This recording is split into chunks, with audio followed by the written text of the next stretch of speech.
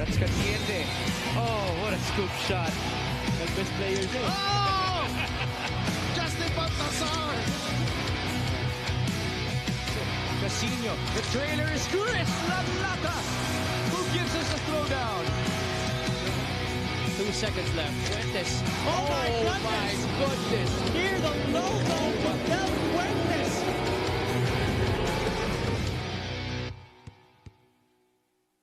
The Phil Oil Eco Oil in San Juan is home to the competition of the best this season. But as the strongest season ever, we have yet to see its strongest contenders. Tonight, we will be seeing an exciting matchup between the three-point king in Orland Momar Jr. and Mr. Lucky Socks Guy in I'll Win, All Day, I'll Die.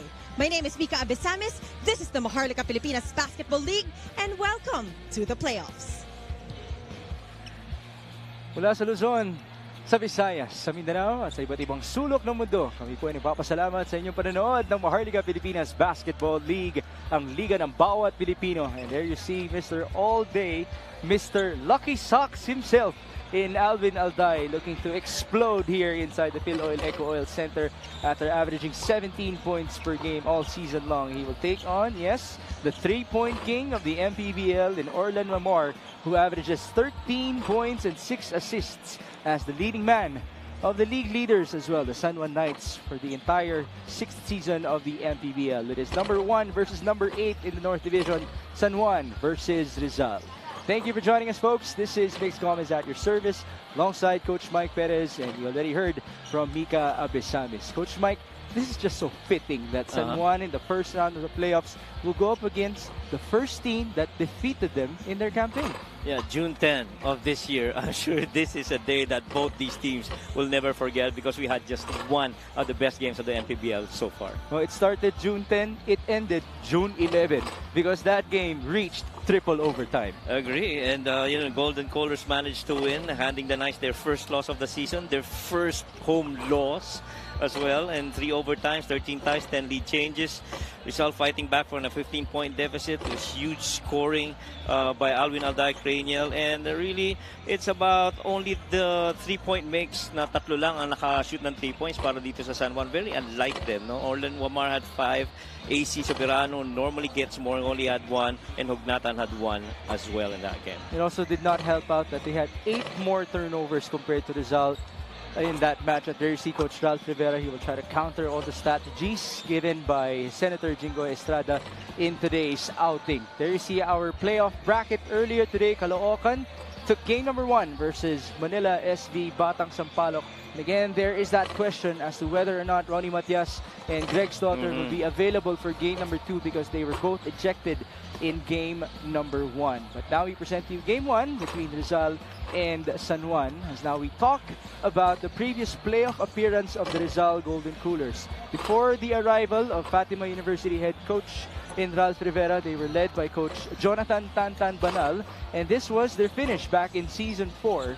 They lost to Batangas in the South Division semifinals 0-2. But that's after defeating the Sarangani Marlins with Kit Jimenez as their star in the first round. That was when Jolo Mendoza surely made his name known in the entire MPBL. Now it's a different looking team. We've been breaking down the presence of Alvin Alday. Crania Deloria has been big time as well with Marco Balagtas and also John Apacible. But when we talk about their opponents, the San Juan Knights, this is an established team already in MPBL playoff history. They were the champions back in Season 2. Mike Ayanayon was the finals MVP. Jonah Clarito gave us the best shot in MPBL history. In Season 3, they lost to the finals in that season MVP performance by John Wilson. And then, in the Orlan Wamar era, they were still in the top 4, losing to Nueva Ecija, who were the eventual champions back in Season 4. And then, last year, to the eventual champions as well in the Pampanga Giant Lanterns.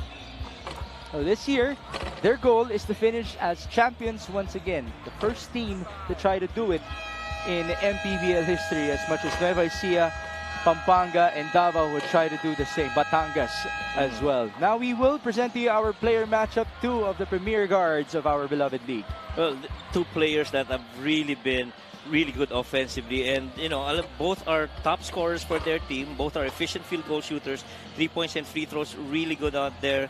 But Aldin is much a better rebounder and Orlan is much better of an assist guy, and so makikita mo yung clear dependency ng mga teams dito sa dalawang players na ito.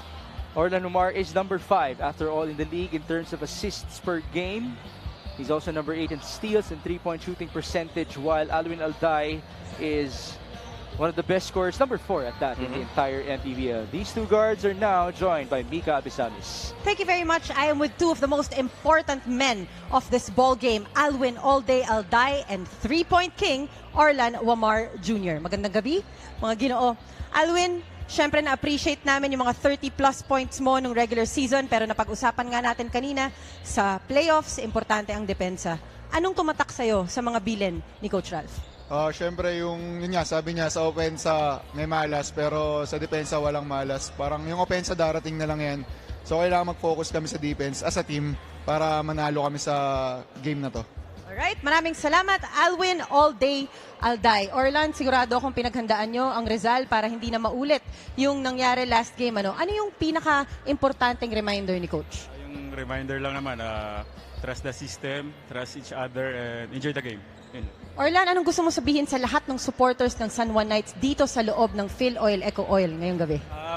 Maraming salamat sa mga mga San Juaneños na pumunta at sumuporta susuporta sa amin ngayon. Yung larong to para sa inyo. Right, maraming salamat, Orlan Wamar Jr. Now it's going to be San Juan versus Rizal. Miguel Pere, take it away. With our main game here at the Phil Oil Eco Oil Center in San Juan City. It's game 1 of the best of 3 quarterfinal series in the North Division between Rizal Central Mall Golden Coolers and your San Juan Knights. This is the 2024 Manny Pacquiao's MPBL Playoffs presented by Extreme and MPBL Party List, ang kaliga ng mamamayang Pilipino. Let's meet our starters. First, 48 seed Rizal Central Mall Golden Coolers. Starting at guard, number 14, Coco Pingoy. Center, number 37, John Apasible. Forward, number 7, Marco Balagtas. Also at forward, number 1, Craniel Viloria. And at 2 guard, number 17, Alwin Alday. Their head coach is Ralph Emerson Rivera. Assistant coaches Don Villamin, Christian Coronel, Mario Gotera, and Francis Cruz. Team manager is Kyle Cruz. Team owners are Joel Conde and Zandre Cruz. And now, San Juan City, get on your feet, because it's time to meet the starting unit of your MPBL Datu Cup champions, the top seed North San Juan Knights. Go for gold! Starting at 1 guard, number 14, HM Miranda. 2 guard, number 24, Nico Panganiban. Small forward, number 4, Mike Malonzo. Power forward, number 9, Dexter Maiquez. And starting at center, number 15, Arvin Gamboa. The San Juan Knights go for gold is led by the team owner, the Honorable Senator Jingoy Estrada. Assistant coaches, Sandy Apandulan and the original Tapal King, Philip Cesar. Team consultants are Congressman Brian Yamsuan and Bongding Laza. The average starting fives brought to you by Sports Max, powered by Play Max, the efficient online entertainment partner of the MPBL. Win to the max. It's Coco Pingoy with Alwin Alday, John Apasible, Marco Balagtas, and Craniel Viloria for Rizal. And then we have Agent Miranda, Nico Panganiban, Arvin Gamboa, Michael Malonzo, and Dexter Maiquez for the Season 2 champions of the MPBL, the San Juan Knights. This season's #1 seed in the entire league and in the North Division, of course, as they take on the 8th seeded Rizal Golden Coolers. This is a special 8th seed though, because Rizal is the only team to defeat San Juan and Pampanga in the regular season. That is right. And again, pinag-usapan nga natin kanina, napaka-special nung araw na yun para sa marami sa ating mga taga-subaybay dito sa MPBL. First home loss, first loss, whatever it is, it was special for both teams. But today is a different day for these two squads as Dexter Maiquez converts. He's been very efficient, especially from two-point area. He's number 5 in the league, shooting at 56% from 2 points. And itong San Juan has always been a very highly efficient offensive basketball team. You know, 3-point makes, plays on the floor. You see all these numbers all together. They're number 2 in points per game at 90. As Coco Pingoy answers back, the best player in that San Juan versus Rizal game. But more about the numbers of San Juan. They're number 1 in field goal shooting percentage, 48%. Number 1 in 3-point shooting, bench scoring as well. Number 2 in assists and pass break. Number 3 in points in the paint. Just total dominance for them all season long. Yeah, and yung number 2 na field goal makes na yun, 33. Huwag natin kalimutan, number 20 sila pagdating sa field goal attempts. They have very few attempts, pero they have really good makes. Kaya they're one of the really good, efficient basketball teams offensively. And on that offensive possession, it's Nico Panganiban who was fouled. The first one is no good for Nico, and when we have missed free throws for San Juan, the next usual button for our director is usually to Point at Senator Jingo Estrada. Maipakita ang kanyang reaction to our fans. Maybe later on, as now, Nico converts. Minsan nga, binabasbasan niya pa yung mga kamay ng kanyang free throw shooters. Ito yun. It is now 3-all. Graniel Viloria. Bounce pass to Apasible. The third leading scorer of Rizal, giving it up to their second leading scorer. Nice cross. Viloria opted to pass that ball. It was tapped away by Mike Malonzo. What you really like about Rizal is they do a lot of ball movement. You know, people move around as well as the ball, and they share it, and it gives them a lot of energy. Kanina yan, nakita mo, they try to attack the solo side of the floor when you have only the big man and the wing attacking that side. We're back with Coco Pingoy. 4 on the shot clock. Somebody has to fire. Step back for Coco. In and out. Rebound for Balagtas. Back to Pingoy, his third attempt. 2 out of 3 for Coco Pingoy. I'm sure Coco Pingoy is still a lot of memories from that game. Then scored the entire regulation and scored all his 12 points in overtime. That's why he was the best player. Also with his 6 assists in 24 minutes of play. Alwin Alday giving it up to Balagtas. Alwin. Tried to go baseline. Shut down by Panganiban. 11 on the shot clock. They go to Apasible, who fires and misses. Rebound by Marco Balagtas. That's his second offensive board. He does average 6.8 rebounds per game. Number 2 for Rizal. Viloria will fire. In and out. Rebound Gamboa. You're gonna need to be very efficient offensively if you're going up against San Juan, because the moment that you miss, tatakbuhan ka niyan. Kaya importante bumaba ka kagad sa depensa. This is Malonzo trying to use his size advantage against Viloria. To no avail. 8 on the shot clock. Miranda, step back. No good. Rebound Balagtas. They're gonna set this up where they're most comfortable on a half-court set. Itong Rizal team. Apasible working against Maiquez. A lot of physicality there. Balagtas staying patient. 7 on the shot clock. Marco fading away. That's his shot. Well, Marco Balagtas is one of those players na undersized pero very good at the low block because of footwork and because of really good shot selection as well. He does average 9 points per game this season for Rizal as their second most used player. 28.5 minutes per outing behind the 29 of Graniel Viloria. Maiquez able to score. Ibang klase rin talaga si Maiquez. One of the guys that's really good as a starter, no? 49% from the field, 74% free throw shooter. Slip once again. Yeah, nakita mo. Yeah. Onto Apasible up top, trying to make a move against Maiquez. Tough shot. Well, that was actually Gamboa that he went up against. Here's Dexter. Straight away. A usual comfortable spot for Dexter Maiquez. Right, and usual comfortable spot for all of San Juan Knights players. That three-pointer is like a layup to them. And so they're really good at that department. That's 7 points now. In only 4 minutes of play for Dexter Maiquez. Balagtas unable to answer back. And here come the Knights. Panganiban.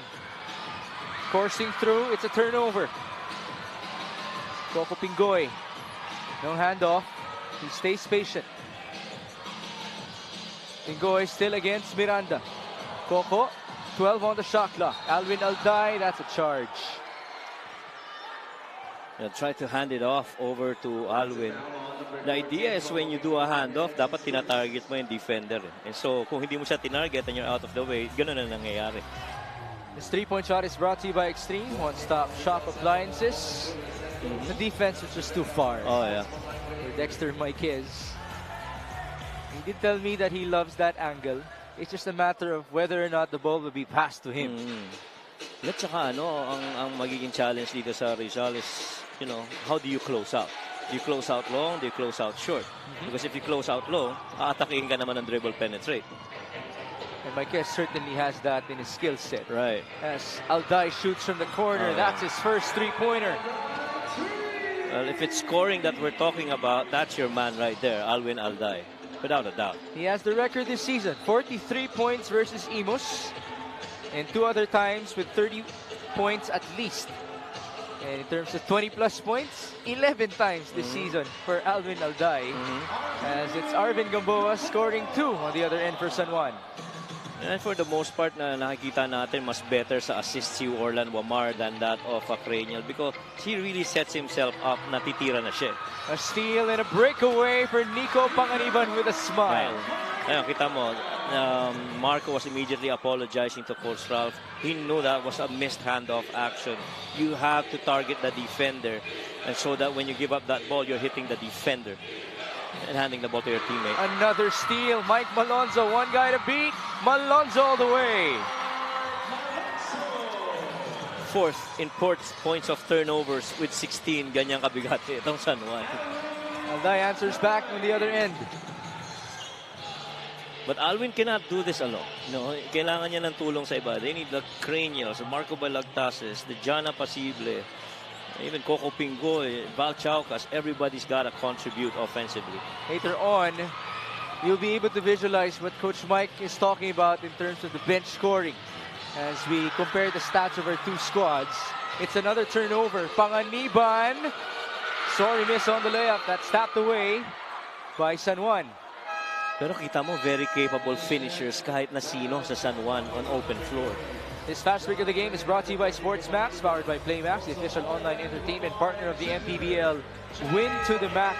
If there would be a Rookie of the Year race, if we could imagine it right now, I would say Mike Malonzo should at least be in the top 3. Right. And that was a good defensive read, no? And alam niya na parating na papunta sa elbow si Alwin Alday. Dalawa lang ang gagawin nito. Either the jump stop or he spin or he puts the ball behind his legs. And so he went behind the back and stole that immediately on that action. Malonzo trying to cover Viloria, who misfires. He's not really known for his three-point shooting. Right. More perimeter kasi talaga si Cranial eh. And even more so, he's known for his passing, right, than his scoring ability. As now this is Malonzo inside onto Marquez, who was grabbed by Val Chauca. Isama mo pa doon yung steals kay Cranial. Average roughly about 2.3 steals per game. He's number 2 in the league behind JC Marcelino. And so he's number 1 for their team. Yes. At 2.3. He's number 8 in assists at 5.6 in the league. And guess what? He's number 1 in rebounding for Rizal. Yeah, 7.4. that's right. More 7.4. than Apasible and Balagtas. Right. And that's because he's number 5 in the league in defensive rebounding at 6.3. And he's always willing to be that complementary player to their key offensive guys like Alwin Alday. I mean, he just really works well with them. Let's just hope that he would stay healthy. Because he's been bothered by his back. As now Viloria is taking a breather. This is Bam Bam Gamalinda backing down against Malonzo. Bam Bam, a veteran move. And boy, he's liking that because he's getting a good feel, at least for that very first shot attempt. And he's filling in really big shoes with Keith Aguvida having left. And let's remember, Keith was part of that game on June 10. Yes, Aguvida scored 18 points and grabbed 7 rebounds in that triple overtime game. It's a one-on-one trade with him and this guy, Bam Bam Gamalinda. Bam Bam shoots again. That was short. Ball tapped and recovered by Alwin. Alday misfires. Ooh, that's 2 on Chauca. Those are 2 quick ones, and they're going to need Val in this game. He's actually in Rizal for, now down 3-point shooting. Now there will be no sub for Chauca. He will remain on the floor. Rocky Asidre checked in for Alwin Alday. On the other end, it's Mike Calisan and Zach Wang. Now joining Raynel Hugnatan, Orlan Wamar, and John Galinato. This is more of a defensive 5 for Rizal, if you ask me, especially with Orlan coming in. Wamar, nice fake.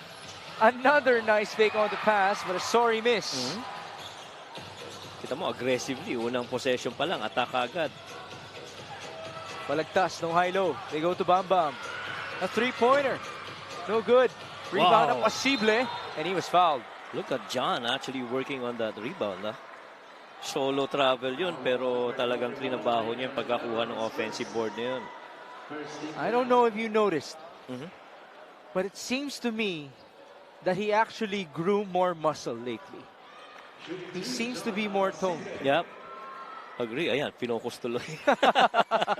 Tama naman, toned naman talaga. I mean, and that's part of his preparation, I guess, especially as they try to get into the playoffs, to which they are in right now. And alam niya, yung mga kasabayan sa posisyon niya, medyo mabigat talaga, lalo na dito sa Norte. In terms of massages in the MPBL, hindi nagkulang yan. Si John Apacible. Tumanggap at namigay din. Yes. Now it's Jeric Serrano checking in for Marco Balagtas. And we have Papa Chad Alonzo about to check in as well. We'd like to see that matchup between Papa Chad and Papa Reynel. Oh, yes, definitely. And yes, they will be matched up against each other as of this moment. Veterano pareho yan. Here we go. Hugnatan going to Zach Wang. San Juan is down by 2.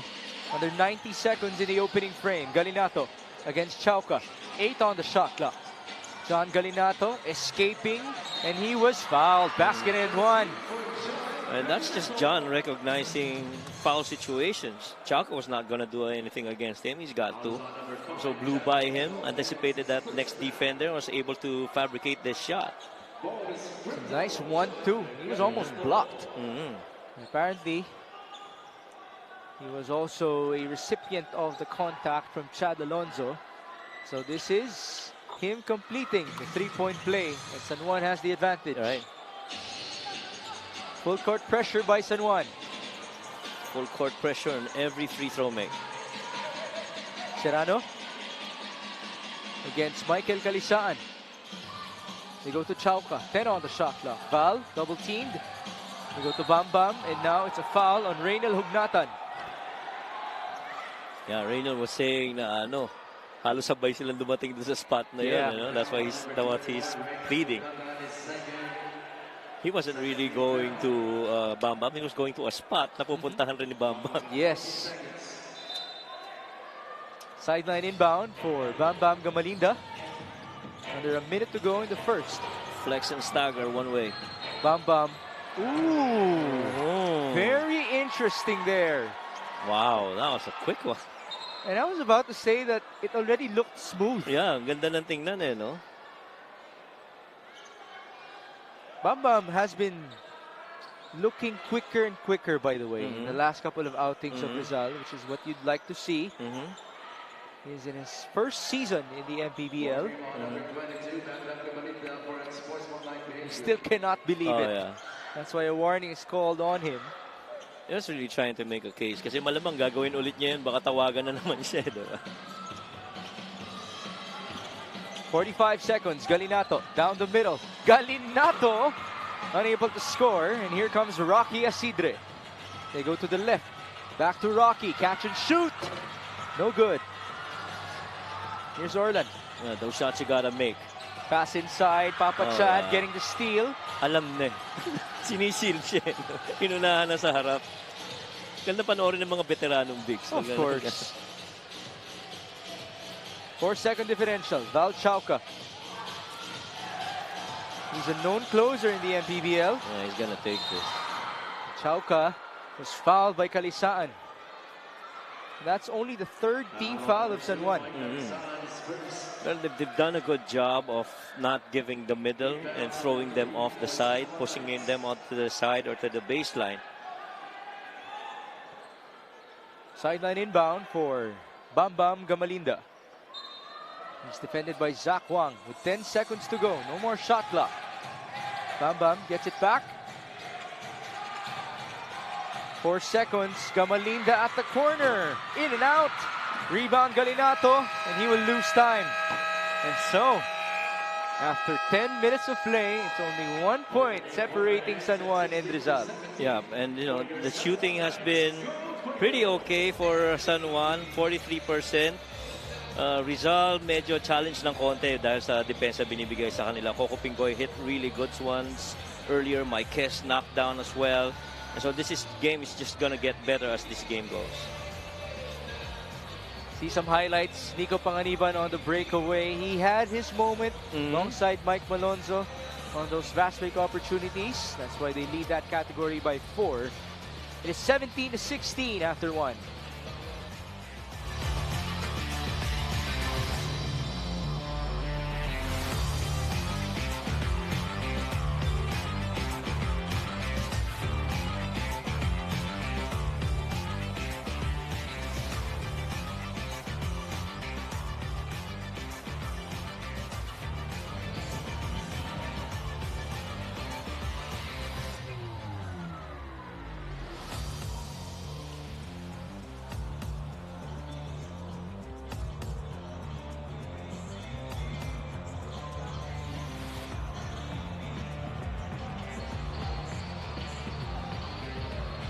Back at the Phil Oil, Eco Oil in San Juan, dahil natalo nga ng Rizal Golden Coolers ang San Juan Knights nung regular season, para kay Coach Ralph Rivera, mas madali mag-explain sa mga bata na kaya talunin ang San Juan. Mas pwede daw silang maniwala.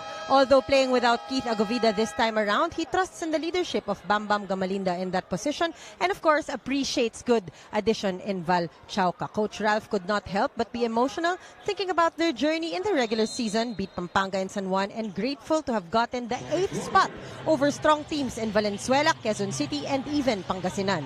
He said, I guess we could be called danger? Question mark yan, Migs, Coach Mike. Yes, they could be that danger team. In the playoffs, as they have been in the regular season, as Bam Bam Gamalinda was able to score on his pull-up. Alam mo, agree ako doon. If there's one thing about itong Rizal na hindi nakikita sa stat line, it's their grit and resilience. As you can see, the first quarter field goal story, magkalapit lang. Magkalapit lang. That's why there was only a 1-point difference, as Orlan Momar was able to convert on his first three-pointer. He is, after all, the three-point king of the MPBL for 2 years now. And so you don't want to get him started here in this game if you're Rizal. Chauca splitting the D, and he was fouled. Yeah, expect Chauca to start being aggressive offensively. After all, that's why he's there. They need another guy other than named Alvin Alday to be providing those scoring needed. And he did get recognition from Orlan Romar in my conversation with our three-point king. So I brought up the fact that in terms of bench scoring, it has been a struggle for Rizal in the season. And so it's like replacing J.K. Casino and Keith Agovida with Val Chauca and Bam Bam Gamalinda. And there you see Miss Christy Dapedran present at the sideline. Good to have her here inside the Phil Oil Eco Oil Center.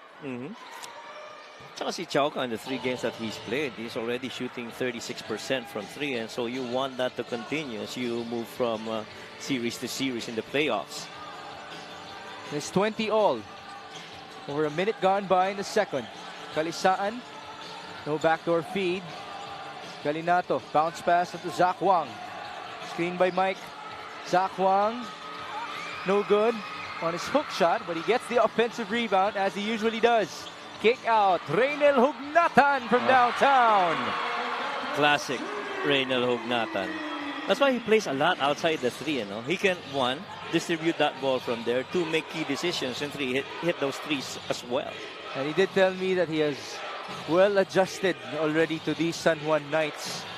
After all, in terms of the physicality, the up and down pace of this league, and of course being a part of such a high-octane offense with a lot of great talents in your squad, it would take time for you, even if you're Reynel Hugnatan. Right. This three-point shot is brought to you by Extreme One-Stop Shop Appliances, and it's brought to you by the guy who also hit a clutch 3 in that regular season game in overtime versus Rizal. Right. And the guy who passed him that ball, as you see Val here try to knock down one from outside. The guy who passed him that ball, Zach Wang, I feel could be a contributor para dito sa game na ito for San Juan. The Knights are up by 3. This is Chauca trying to exploit the defense in front of him. It's Asidre on his catch and fire. No basket. Recovery for Rizal. 10 on the shot clock. Chad Alonso. Hand off to Val. Where will he go? Shot clock winding down. It's usually his moment. Chauca leans in, and he doesn't get the bounce. Ball tapped and recovered by Galinato. Forward to Orlan. One more pass. Calisan on the catch. Basket and one. Yeah.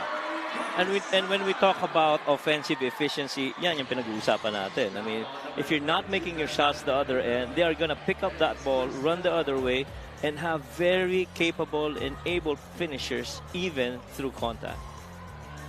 Calisan is the second leading scorer of San Juan, averaging 11.9 per outing, and he does it with great efficiency. 62% field goal efficiency all season long for Mike. And might I say, it's good to have him back after we missed him for a month because of a leg injury. Oh, ayan po ang reaction ni Senator Jinggoy Estrada kapag may missed free throw. Nice shot. Pwede ka na mag-compile ng videos ng mga ganang shots niya. Senator, no? 25-20. 7 on the shot clock for Rizal. Asidre goes to Bam Bam. Gamalinda lost it. And here's San Juan on the run. It was stopped by Chad Alonso. Tsaka halos lahat ng 5 on the floor para dito sa San Juan can actually push the ball aggressively in the front and be the decision maker of whether to pass or shoot. And that's why Coach Ralph Rivera now inserts Cranial Viloria and Alvin Alday back in. Let's see their offense can get better. Marco Balagtas reinserted as well. Yeah. And he's fielding these guys in because he needs shot making. Isa pa. Jana Pasible. Right. That's actually the big four. Or fantastic four, if I may call them, of the Rizal Golden Coolers. The 4 guys who average the most minutes. And so John has to put up with Reynel Hignatan. You gotta check on him too. Those 4 guys played at least 40 minutes in that triple overtime game versus San Juan. Wow. This is John Galinato. On to Orlan Mamar Jr. Juan inside. This is a mismatch. Calisan kick out. Galinato for 3. In and out. Still outside. Chauca gets the board. Rizal will push. The pass was too high. Senator Jinggoy Estrada ready to be a part of the action. Akala ko magka-catch and shoot din si Senator eh. Libre. Look at his motion here. And the reaction of the coaches as well. Loving it from Senator Jinggoy. Alam mo, mag-initiate ng fast break eh. No? Yes. Outlet pass baka mo. Outlet pass eh. This is AC Soberano. Now, as per usual, he connects with his 3-pointers. Now that is a problem for Rizal. Orlan and AC together, that's difficult. AC Soberano is number 1 in the MPBL in 3-point shooting at 49% efficiency. That's practically flip a coin. That's how good his percentage is, as now it is a turnover for San Juan. Coco Pingoy. Onto the right, Alvin Alday. Screen by Balagtas. Inside they go. Marco. No bounce. Rebound. Apasible. And that's off of Calisan. But will San Juan challenge here? They're signaling for a challenge. All the players are on the floor para dito sa San Juan. We're not seeing anything from their coaching staff as of this moment. That's right. I think they're trying to survey from the players. Going to challenge ba o hindi?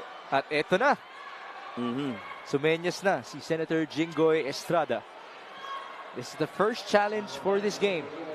At saka feeling ko yung game na yon, much as you mentioned about AC Soberano, he took only 3 attempts in that game. And the more shots he could have taken, favorable sana para San Juan. Well, this coach's challenge is brought to you by the MPBL Party List, ang kaliga ng mamamayang Pilipino.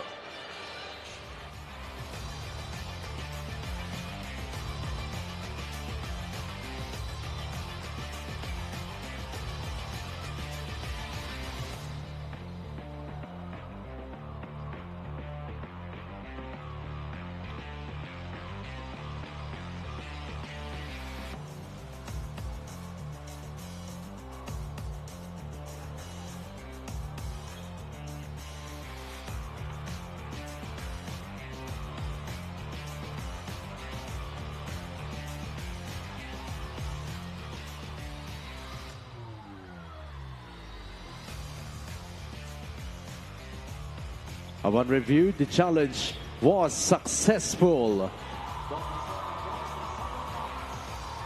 Love that reaction from Senator Jingo Estrada. It is challenge successful for these San Juan Knights as the ball was apparently off of John Apacible. And I loved how he decided. Para siyang nagpa-poll sa mga players niya. Tingin mo. Yeah. Challenge? Sige, challenge time. And now he has a big smile on his face. Very democratic. Exactly. Kaya nga yung coach's challenge ay para sa mamamayang Pilipino din. Now there's a foul.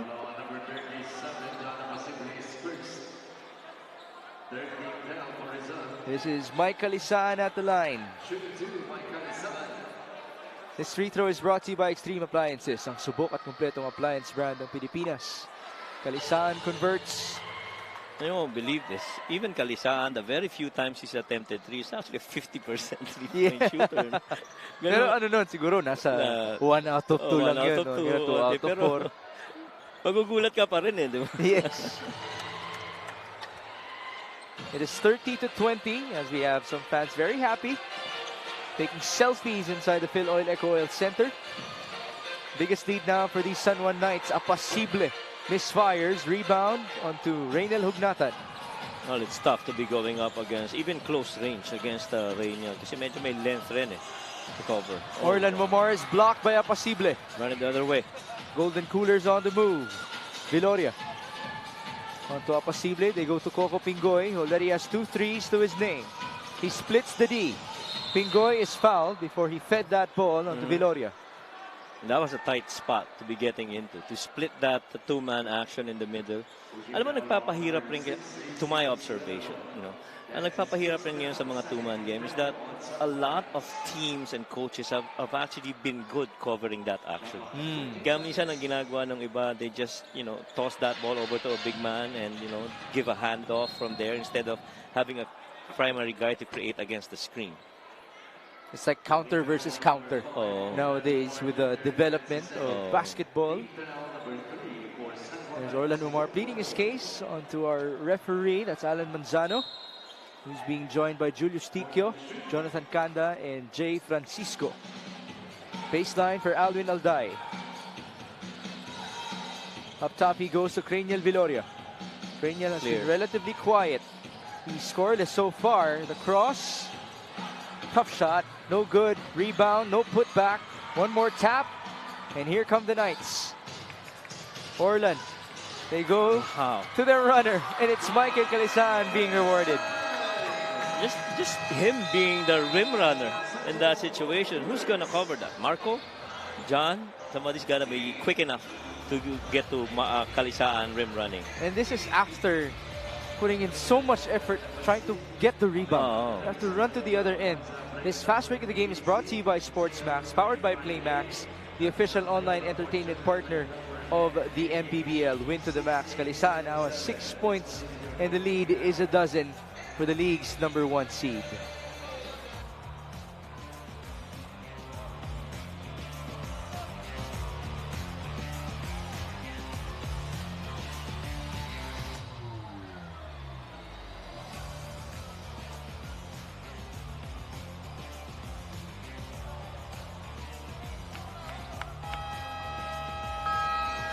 And now we present to you the team comparison for the Rizal Golden Coolers and the San Juan Knights.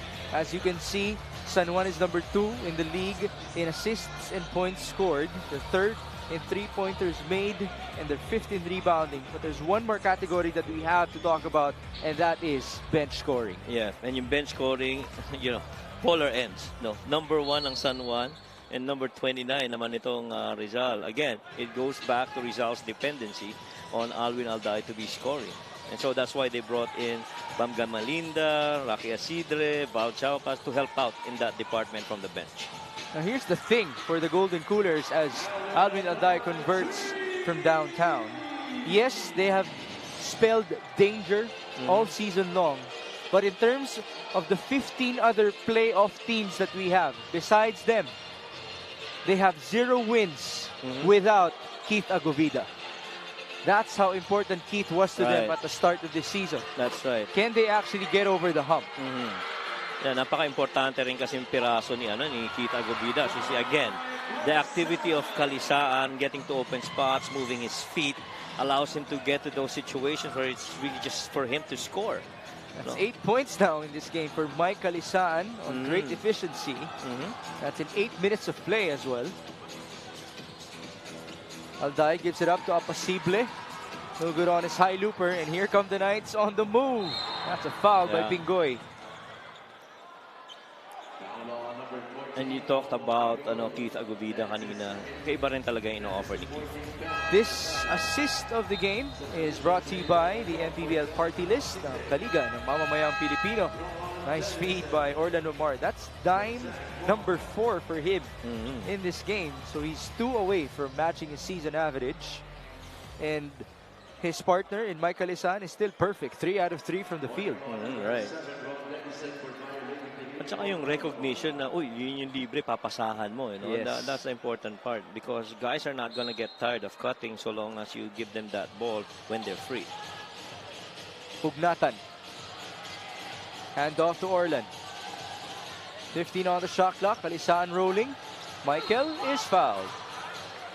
Just clean basketball. Man, which is exactly what I was pointing out earlier. It's easier to do a pitch and then go to the ball and get action instead of the two-man game. For the most part, yun ang tinatakbo nitong San Juan. Kalisaan goes back to the line. He is 2 out of 3 from that area. Tsaka sipag no? Ang sipag tumakbo sa gitna. Yes. Does that also attest to his stamina? Yes, definitely. Pero maganda, hindi siya nawala sa kondisyon kahit napilayan siya. Oo. And you know, in a very efficient offensive team like San Juan, you're gonna need role players, just like Kalisaan. There's Paulo Avillonar. Letran had a game. Earlier. Yeah, earlier versus Lyceum. So hindi na siya umalis ng Phil Oil Eco Oil Center. Actually, kumain lang sa likod tapos bumalik ulit. Yes. And watch the game of his former MPBL squad. His brother Jeff also used to play for San Juan. This is J-Boy Gob who fires and misses. Gob, though, is the #1 3-point shooter of Rizal. Right. Which is crazy, as now he scores inside. He shoots at a 45% clip from downtown. We were witnesses to one of those couple of games that we covered, and he was actually shooting from the outside real well. Now, of course, the volume is not too much. Not too much, that's right. Not too many compared to his teammates like Alwin Alday and Coco Pingoy, maybe. But he will take that percentage as Viloria got the board, and here's all day Alvin Alday, who almost got it back as the ball was tapped away by AC Soberano. And we have Senator Jingo Estrada calling for time. They are up by 11, 36-25, with close to 2 minutes remaining before halftime.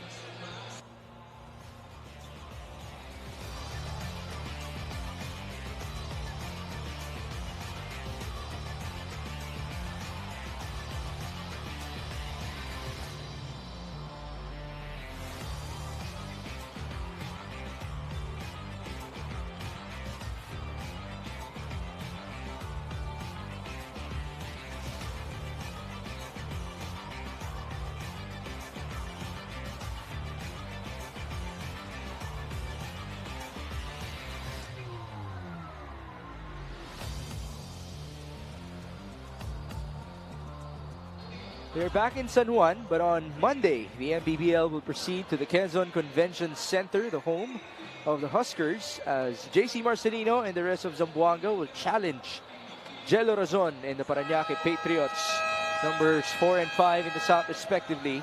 And then it's 1 versus 8. The Quezon Huskers will go up against the Negros Muscovados. Earlier today, we witnessed the first win of Caloocan in the playoffs as they were able to overpower Greg Slaughter and company. And if you missed it, both Ronnie Matias and Greg Slaughter were ejected, which means they could be not present for game number 2 in their series. Ano mo, interesting dyan, ano yung magiging impact sa Manila without Greg Slaughter? Would they be, better because other guys are going to step up? Or it's going to be difficult because you don't have your main man in the middle?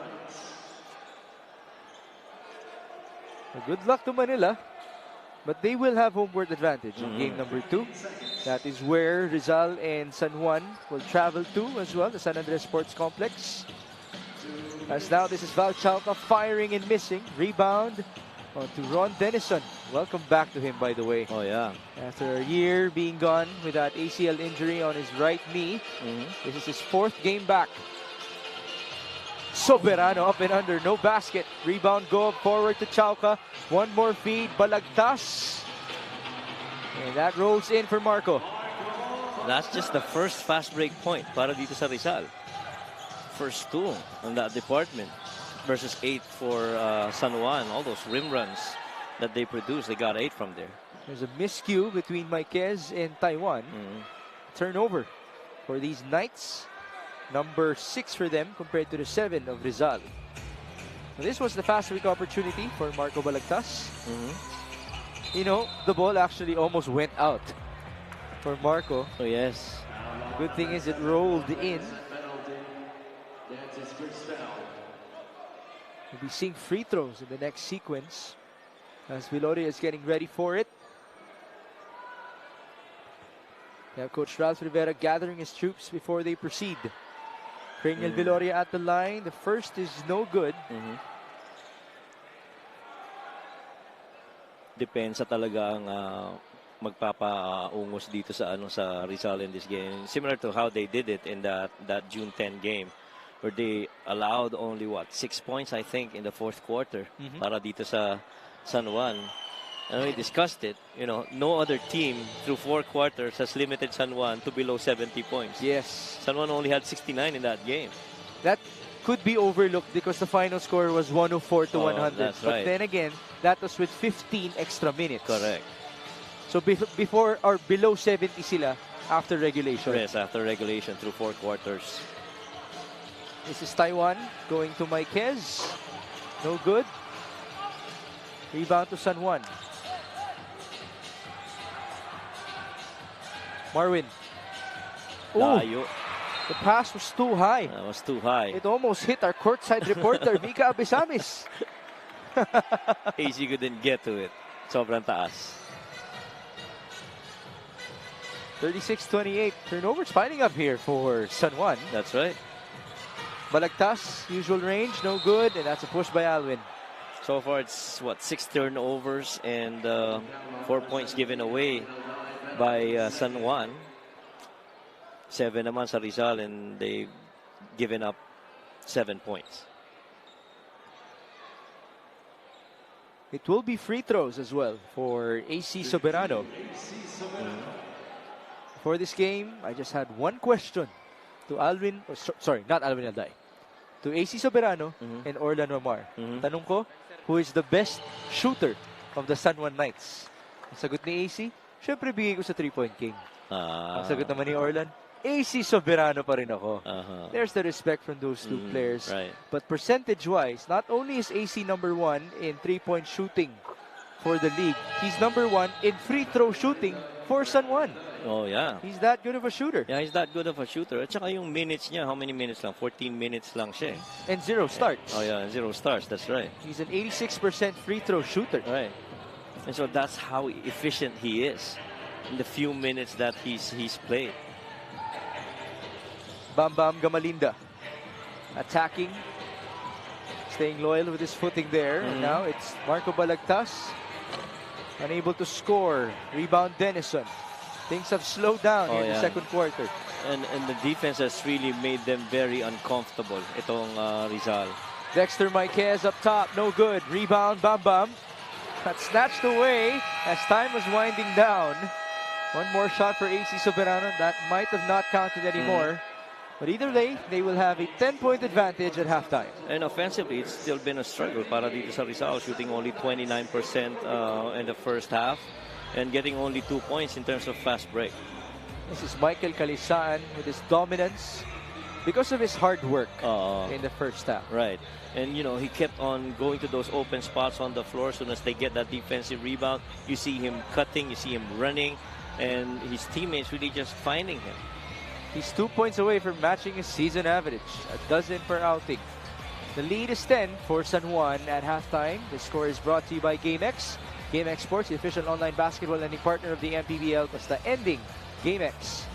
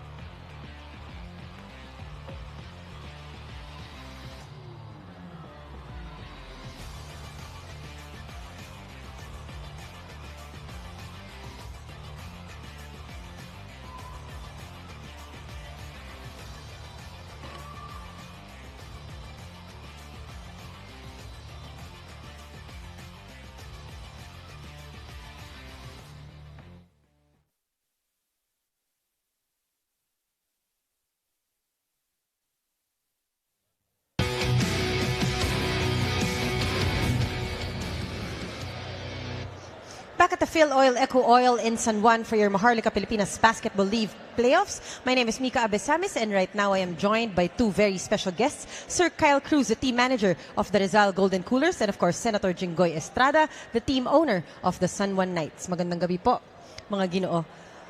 Sir Kyle, obviously not the start that you expected, ano? Ano pong gusto nyong makita from the boys in the second half? Ang ano lang namin, kailangan namin maging aggressive, tapos kunin yung rebounds. Kasi alam natin, San Juan, sobrang defending champion. Mahirap talaga ang kalaban, kaya kailangan namin masustain lang yung ginagawa namin. Nung sa practice, lahat yun, kailangan namin ma-apply ngayon. Yeah. Maraming salamat, sir. Meron po ba kayong mga gustong batian at pasalamatan? On behalf of the Team Rizal, gusto ko lang batiin yung governor namin, si Nini Inares, Gov. Ito Inares, kay Sir Jaime, at Joel Conde ng Golden Coolers, kay Boss Andre at sa anak niya, happy birthday kay Sian Cruz, kay Boss Carlo sa jersey namin, and kay Boss Francis ng Pest Control, INB Apparel, kay Boss Pat Santos, at sa girlfriend ko na nandito, family niya, si Jero and Chang. Yun lang po. Right, maraming salamat, Sir Kyle Cruz, the team manager of the Rizal Golden Coolers. Good evening po, Sen. Good first half po, ano? Siyempre para sa San Juan Knights, pero alam naman po natin ang kapasidad ng Rizal Golden Coolers. What did you remind the boys inside the dugout for the second half? Well, all I can say is that I told them not to be overconfident. Alam mo, nightmare yung result sa amin nung tinalo kami ng triple overtime. And that is a wake-up call for all of us. So I told them, I reminded them, walang overconfidence at play their natural game. Napakaganda pong reminder, Sen. Sen, ano pong gusto niyo sabihin sa lahat ng supporters ng San Juan Knight na nandito po sa loob ng Phil Oil, Eco Oil ngayong gabi? Well, maraming salamat sa lahat ng aking mga kababayan dito sa San Juan, sa suportang pinapakita po nila sa atin. At sana po ay suportahan nyo lagi ang MPBL, lalong-lalo na po ang San Juan Knights. Maraming salamat po. Alright, maraming salamat once again, Senator Jinggoy Estrada, the team owner of the San Juan Knights. Magbabalik po ang Maharlika Pilipinas Basketball League Playoffs.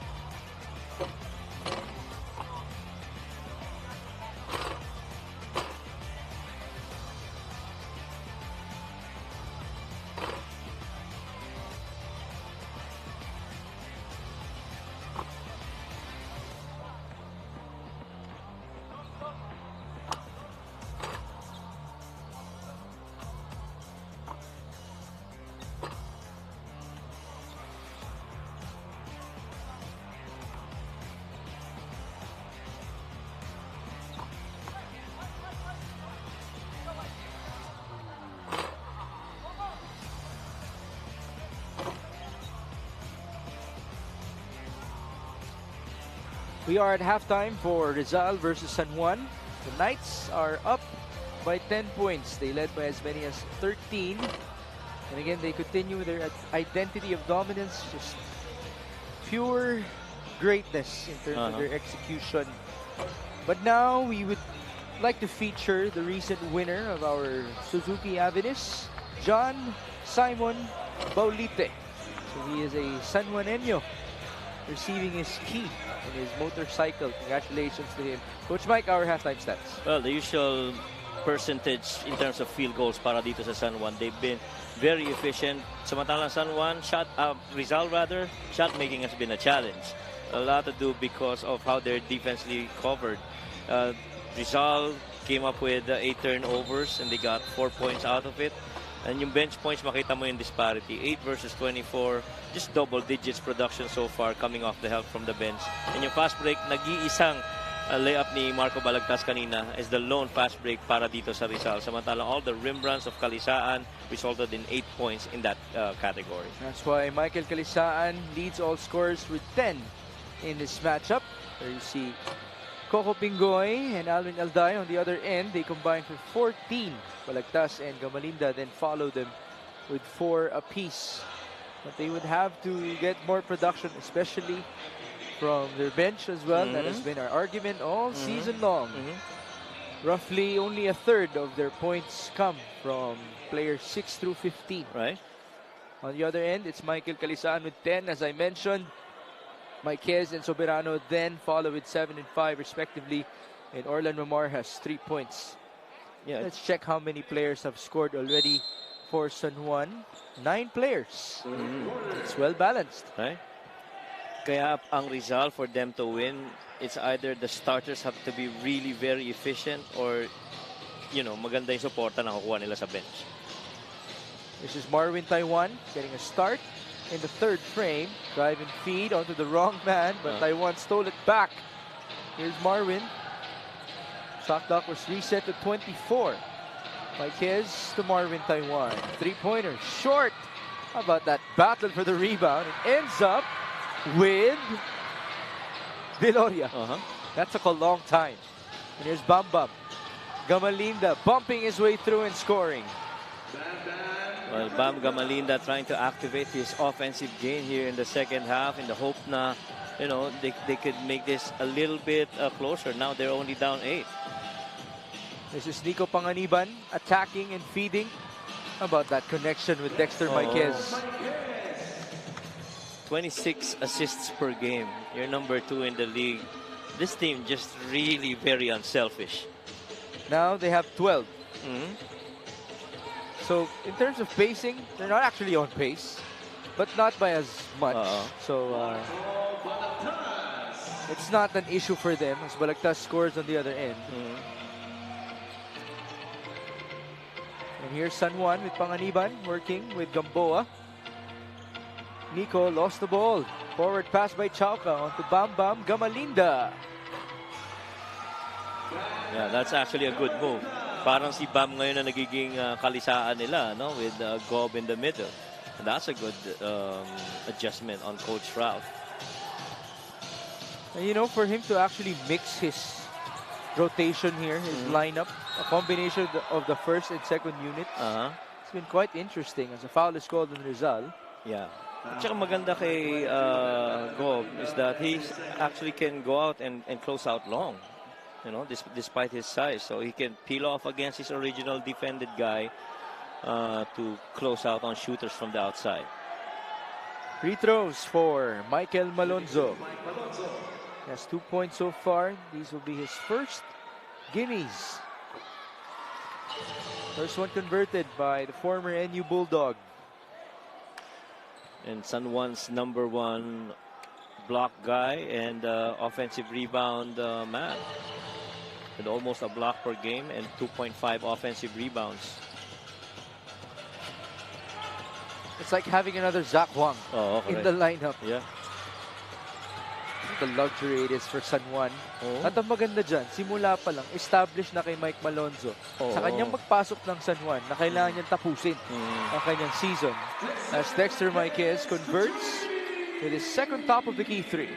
And I think yung rotation rin kasi ng mga players, even in the window, there's almost no movement at all on that lineup by San Juan. And so everybody's intact, familiar with the system, know each other, good chemistry. It's tough to beat a team like that. And they already have championship culture at that. Yes. Taiwan bounces. Malonzo challenged very well by Balagtas, but San Juan is able to recover. Gomboa kick out. Taiwan drive and feed as well. Corner 3. Panganiban misfires. Put back. No good for Marquez. 3 attempts in one go on different spots on the floor. 45-34. Over 3 minutes gone by in the second half. Gamalinda. Again with the feet work. That's a foul. Bambam is just so creative. Yeah. And he has to find a way to try and score because other than Alwin, somebody's got to step up. This play of the game is brought to you by Suzuki. Nico Panganiban with a feed at the last second to Dexter Marquez for those 2 easy points. Now Bambam Gamalinda is at the line. We've been mentioning that he's been that aggressive guy in the third quarter. You know, all season long, I've been waiting for Bambam to explode while Mika Abisamis is the courtside reporter. Why? Because she actually has a story for us as to why Bambam Gamalinda is named Bambam. Oh, he has to explode tonight. Yeah, we'll have to wait and see. It's not gonna come from me. It has to come from Mika. I badly want to say it. Really? Yeah. Because you're the perfect analyst to actually respond to it. As now Gamalinda misfires. And there's a loose ball foul. Pero at least ito maganda pinapakitang effort ng Rizal when it comes to the offensive glass. People are just really actively chasing that miss. Baseline inbound. Rizal down by 10. Viloria going to Balagtas. Ready to shoot. A 3. Yes. Yeah. He's always ready to shoot. And he positions himself in a screen action where he's got back against the screener para pagka-roll niya, diretsong tira na. Oh, the steal. Ooh. This is very concerning. Yeah. He's got that sleeve on that arm and he's holding on to it. Okay, a foul was called on Bambam Gamalinda, but we're just really concerned about Cranial Viloria. Yep. Rizal cannot afford to lose him. Yes. As you can see, he has these playmaking skills. He's the #1 shot creator for Rizal. Because you can't expect Alwin Alday to have the ball on his hands all the time. Right. Actually, one would even argue he's better at catch and shoot. Kaya ganun kahalaga ito si Cranial Viloria. You mentioned earlier, team leader in rebounds, team leader in assists, steals din. He's like the LeBron James of Rizal. Oo, totoo. Where would, Rizal be without Cranial on the floor? Balagtas. A miss. Rebound Gamboa. The lead is 8. Arvin. Ooh, good it's a steal by Chauca. Can they counter? Val Chauca tried to go all the way. He's fouled. And you see Bam Gamalinda immediately going to Val Chauca and encouraging him to keep attacking. Yeah. Because they're really going to need that other guy offensively. And this is his time to show off because Pingoy is at the bench with 3 fouls. Alwin Alday has returned. Chauca converts. He has that signature shimmy as he takes a free throw. There you go. Yep. He's a streak shooter. If you need one.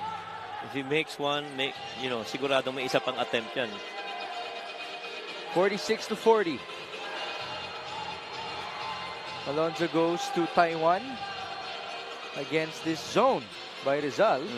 Hugnatan at the middle. I'm sure he's seen that type of attack against the zone numerous times in his career. Tsaka pag yung bola talaga nakarating dun sa deepest guy in the offense, normally yun nasa short corner. Lahat nakatingin na dun, kaya yung atake nanggagaling sa taas. Yes. That cut. This free throw is brought to you by Extreme Appliances, ang subok at kompletong appliance brand ng Pilipinas. Reynel Hugnatan converts. Who would have thought that he would be graced by the presence of Reynel Hugnatan this season? And it's not just him riding the bench of San Juan. He's the 4th most used player of the Knights, averaging 18 minutes per game. And again, yung mga bigs na makakalaban mo sa Norte, the Baltazars, the Greg Slaughters, that man right there is gonna be key. Yeah. Lalo na pag tinandem mo siya kay Tahonera. Diba? I remember covering that Manila versus San Juan game. Jeff Tahonera was the one trying to neutralize Greg Slaughter. And he told me the story of Senator Jingo Estrada giving him the instruction na siya yung babantay kay Greg.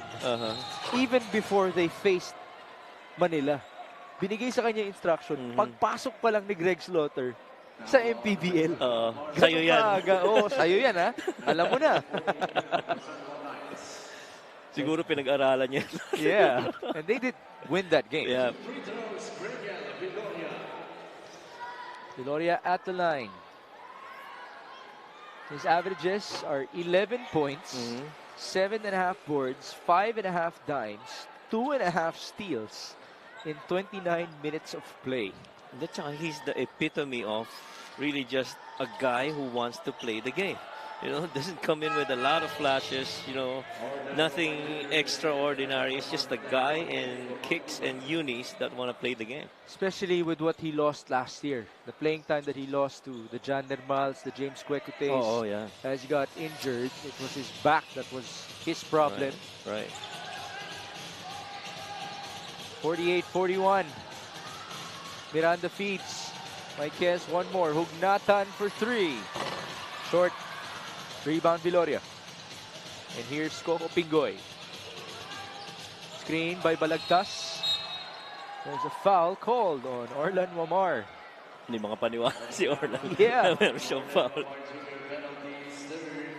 And it's free throws already. 3 fouls on Orlan Wamar. This is actually just a 2-possession game. A 3-possession game, rather. Well, with one 7. free throw conversion, Right. it would be 2 possession. But Pingoy misfires. And, you know, Rizal still got a shot at this. The biggest lead was 13. Yeah, tsaka yung numbers makikita mo, Alwin only has, 8 points in this game. And so his scoring goes where, you know, he's going to take his team. Now, to your point about this being close, we even saw a 20-point lead erased. Yeah, kanina. Just a while ago by Manila. They lost by 1 eventually to Caloocan. Malonzo pushing over Viloria. And that's a clear charge. Good defense there by Crania. Actually, before that, tinuro pa niya si Balagtas. You cover that guy, I'll cover Mike.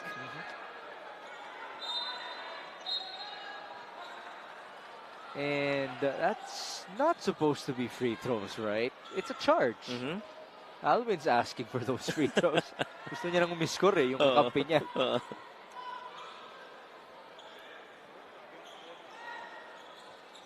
All right, since we have some sort of clarification going on, I'd like to greet some people after this replay. Ayan. Tulak to Mike Malonzo. All right, let's greet Clint. And pardon me if I say this wrong. It's Clint Jurisprudencia. He is an MPBL follower of Guimaras. Happy birthday to you, sir. Pinapabati kayo ni Sir George Magsino. And then, happy birthday as well to Alan Ko. Yep. The friend of Coach Mike Perez. Isa sa mga kababata namin noong mga panahon na malupit maglaro yan. Si John Orbetan, nanonood din. Former Jensen Warrior, pinapabati ang Team Blancas Golden Knights of Davao City. Coco Pingoy misfires. Ball goes out of bounds. And Coco's got to come up with those string of points then para dito sa Rizal. It's like everyone else outside of Alwin Alday. The good thing is, their defense is holding up. Yes. Yung shot making talaga eh.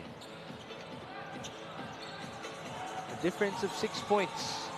Reminder, these two teams went into 3 overtimes in Right. the regular season. Good God. Miranda, one more feed. Hugnatan will score. Done everything right there. Shows you kung anong klaseng offensive team itong San Juan. No play calls, just solid concepts and reads. 16 assists for San Juan as Alvin Alday answers back. He now has 11 points. The first guy to reach double figures for Rizal. And Alvin Alday is your offensive system altogether para dito sa Rizal. It's a steal by Pingoy, and he was grabbed by Dexter Marquez. He's down. This assist of the game is brought to you by the MPBL party list ng Kaliga ng Mamamayang Pilipino. AJ Miranda being very unselfish as the ball eventually went onto Reynel Hugnatan.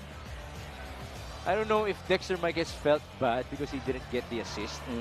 Either way, it's 2 points for San Juan. Oh. Pingoy getting ready to shoot.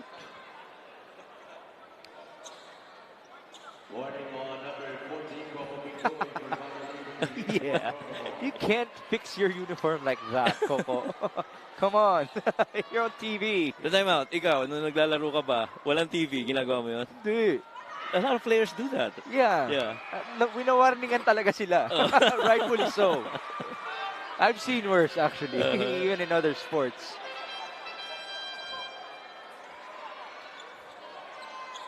Coco Pingoy, one more try for the former MVP in the juniors division of the UAAP. He's up to 8 points. 50-46. 2-1 by Rizal. You guys have always broken it down as a delay type of defense. That's why the shot clock is now at 8 for San Juan. Wamar is fouled. Pagka si Orlan talaga may hawak ng bola, kahit saan side of the floor, basta nasa labas, mafo-force kang close out. Because he takes his shots from the outside.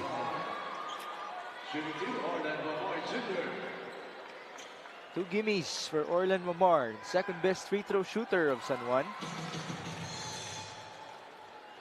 First one is good for our 3-point king. Yeah. And he's just getting better and better as each year goes by in the MPBL. Yesterday, I had some time to just think about the league. And since we're already at the postseason, it made me think about the awards. You know, if I were to be empowered, at least thinking about the awardees, obviously Orlan Wamar would get recognition. But then I started thinking, in terms of the MVP race, where does he stand? Now, the numbers, obviously, they favor Balti. Right. And then JC Marcelino is there. But with Orlan Wamar leading San Juan to that #1 seed, how does that actually benefit him in that MVP conversation?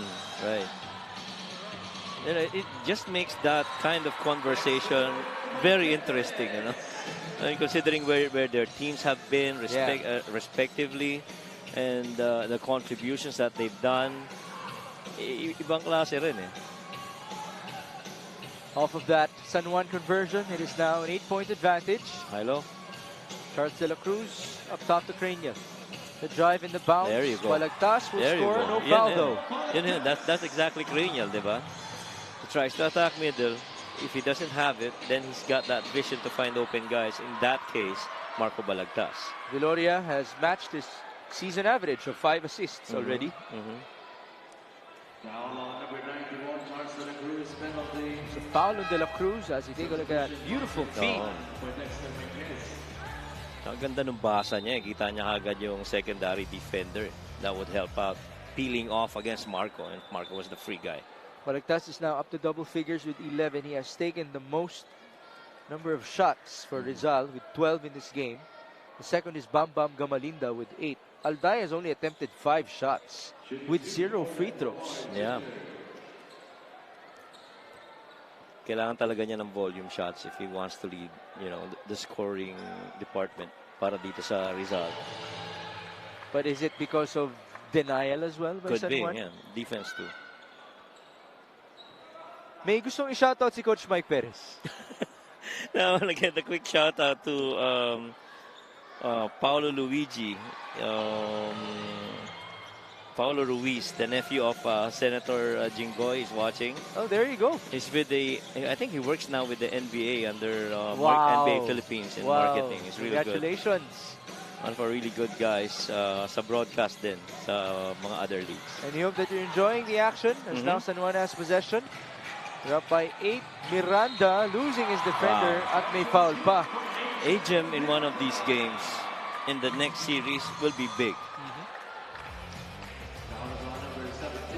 You know, this is just very unfortunate because Alunaday already went away. He stepped back. And then he just tried to swipe the ball, eventually leading on to a foul. Feeling ko in-anticipate niya na mag-Euro going middle. And so that didn't happen, went straight up. Here's AJ Miranda at the line. He's had a couple of great games this season, including the one against Quezon Province at home. That was their biggest home win by 30 points. Their closest was only 2 against Manila. Ooh! De La Cruz's pass was too high and too wide. Right now, in as much as this is only a 9-point game, at the rate that they've been playing offensively, talagang hindi mo alam kung kanino manggagaling yung puntos no? Para sa Rizal. Balagtas sits down. You have Ralph Salcedo now in alongside Val Chaupa, joining Rocky Isidre, Bam Bam Gamalinda, and Jana Pasible. Zach Wang on to Orlan Mamar. They go to Reynel Hugnatan. 8 on the shot clock. Cross court. Miranda, catch and shoot. That's a 3. That play, I would like to think, especially designed for Agent. He was the one who called that play, and he ended up with the shot. Lead is now 14. This is the biggest for the Knights. And it is almost a steal. Salcedo fighting for it. So it's going to be jump ball. Alam mo kung effort at effort rin lang, resiliency, talagang makikita mo yan dito sa Rizal. Kailangan mo talagang pumuntos if you want to come home with a win. At the end of the day, this game was about shot making. Yes. And shot making is a specialty of San Juan. They do shoot at a 48% clip. That's the normal percentage. In this game, they're at 42%. Salcedo, short. And it's a shot clock violation.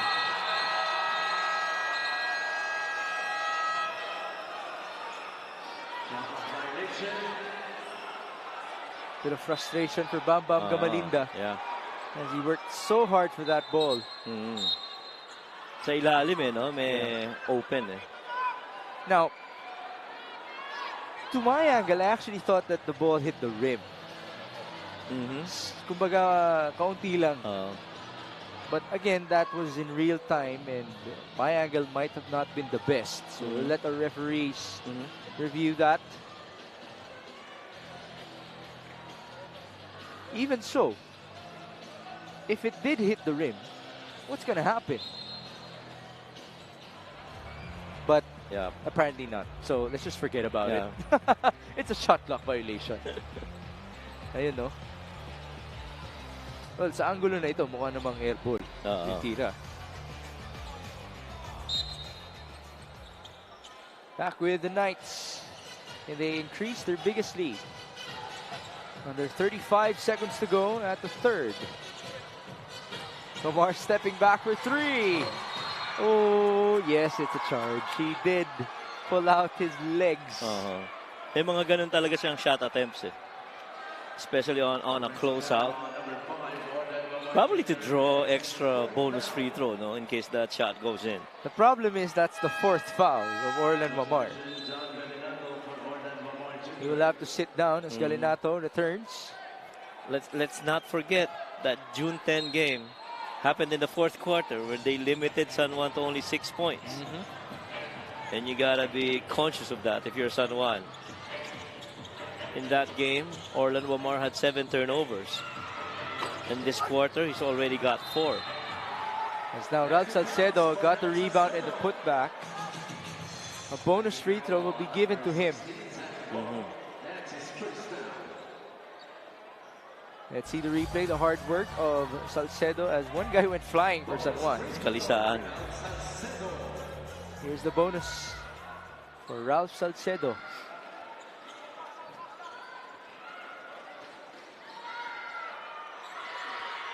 Ooh, an air ball.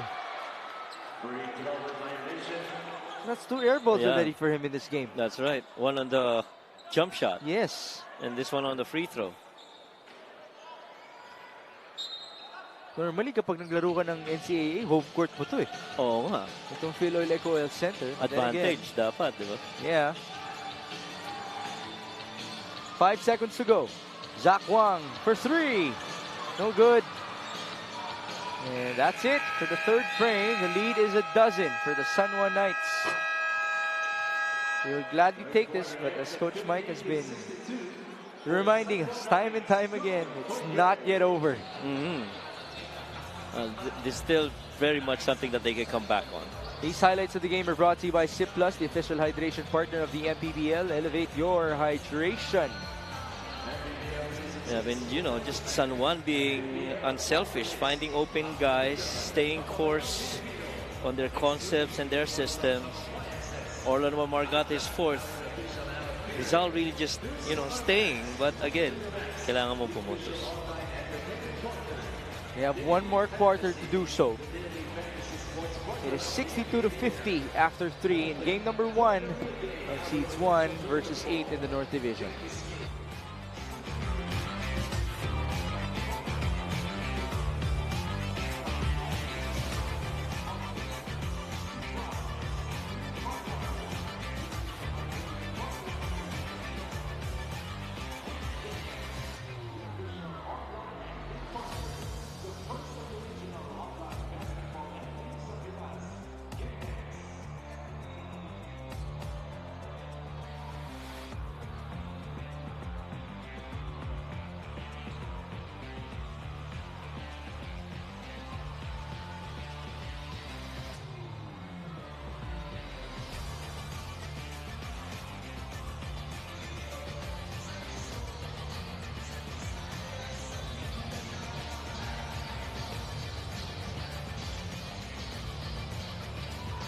Back at the Phil Oil Eco Oil in San Juan for your Maharlika Pilipinas Basketball League playoffs. And right now I am joined by a very special guest, Miss Arlene Mulak, who is actually a legit basketball fan, but tonight is here for the San Juan Knights. Ma'am, thank you very much for gracing us with your presence. How are you enjoying this ball game, lalo na at lamang po ang San Juan Knights? Oh, I am enjoying it immensely. And just like what you said, I am here for the good senator, Senator Jinggoy Estrada, the team manager, Congressman Brian Yamsuan, and of course, San Juan Knights. In fact, I have my niece who just had her birthday, Dom.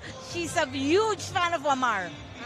Yes. Ma'am, nakita ko nga po kanina talagang ang lakas ng palakpak nyo, ang lakas ng cheer nyo. Ma'am, tulungan nyo naman po ako na imbitahan ang fans ng San Juan na suportahan sila para sa playoffs. Hindi lang ang fans ng San Juan. Well, basically, syempre, dapat San Juan Knights. Kailangan suporta tayo. But for everyone, all over the Philippines, come and watch MPBL. Napakasaya. You will enjoy everything all throughout the games. Alright, thank you very much. Maraming salamat po, Miss Arlene Mulak. Balik sa inyo, Migs and Coach Mike. Well, that's a woman who's not shy at the camera at all. Miss Arlene Mulak, big shout out to you. Thank you for, again, your presence here inside the Phil Oil Eco Oil Center. She's actually present most of the time. Yes. When San Juan has home games. When I watch on the games at home, lagi nandyan siya eh. Yeah. At maganda dahil nadadala niya yung pamilya niya at nagkakaroon sila ng mga idolo. At ngayon nga, sabi niya si Orlan Mumar ang idolo ng kanyang pamangkin, as now it's AJ Miranda trying to be the idol as well of Miss Arlene Mulak's family. Dumadagdag na. Pandagdag sa mga idols. But AJ so far has been very active offensively. Isa pa yan. Home court ang Phil Oil Eco Oil Center para kay AJ Miranda. Big shout out to Coach Louis Gonzalez, the head coach of the JRU Heavy Bombers. AJ Miranda, 8-2-4 as his numbers. He's a starter tonight for San Juan. This is an offensive rebound. They're up by 14. A scramble and a foul. Iba rin talaga yung activity ni Zach Juan. One of those guys, lefty na malakas ang katawan, can put the ball on the floor and actually create and make decisions off of it. And he's capable of playing that 3 position. Right. Tsaka yung mga floaters niya in the lane, very effective. Like this? Like this one. Just couldn't make it. There's a push by Bam Bam. Kaya pala mo napapalakpak siya kasi dapat pasok yun range niya yun. Yes.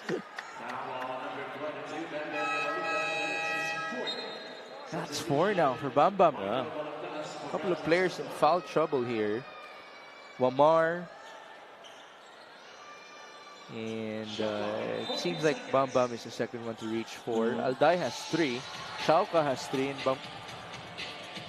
yeah, that's it. Oh, there you go. Pingoy has 4. Oh, wow. What a rebound. And now a block by Balagtas against Zach Wang. Good help by Marco. I understood that there was going to be that immediate attempt that close. Lalo lang si Zach Wang yung nakakuha. Reynel Hugnatan. Defended by Apasible.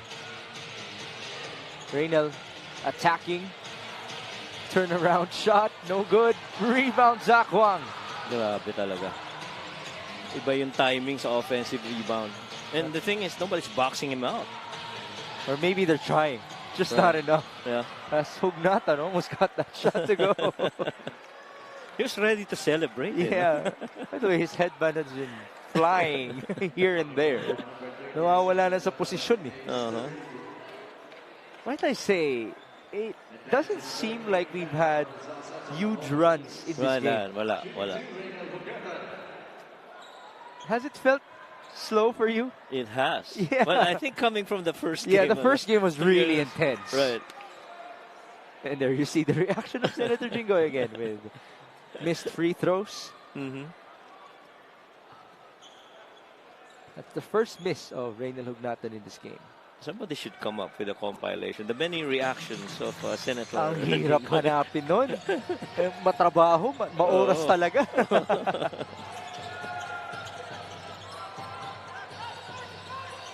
This is Chauca. Up top. Good setup. It's Gamalinda firing and missing. Man. Rebound Miranda. Forward to Zach. Wang on the move. The pass to Galinato. Bounce pass to Wang. Zach Wang turns around and feeds onto Hugnatan, who eventually gave it up to AJ Miranda. AJ drives. He bumped against his defender. No conversion. Offensive rebound. 11 on the shot clock. San Juan being patient here. Kalisaan will score. And they really are just having their way against on the offensive rebounds. The biggest lead has been extended to 17 points for these San Juan Knights. And 12 offensive rebounds already para dito sa San Juan, giving them more attempts. Beautiful high-low. Reynel Hugnatan connecting with Michael Kalisaan. Kalisaan now has 12 in this game in 15 minutes of play. It is 67-50.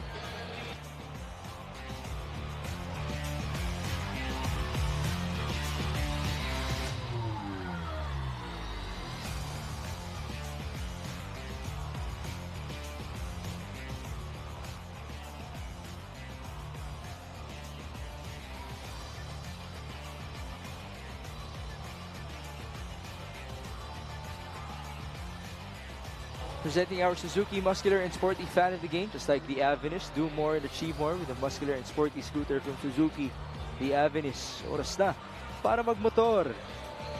We do welcome her inside the Phil Oil Eco Oil Center, the home of the MPBL second season champions, the San Juan Knights.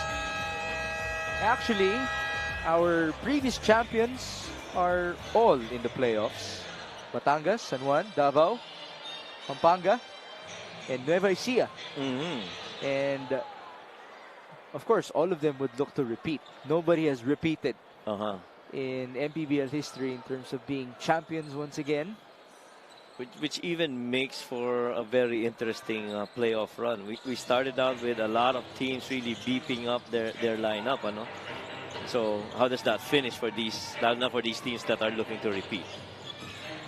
We could also see a repeat MVP, by the way. Could be. Interesting, but again, we'll have to leave it up to our VIPs to decide upon it. As now there's a traveling violation called on Rizal, and the offense continues to be a challenge for them.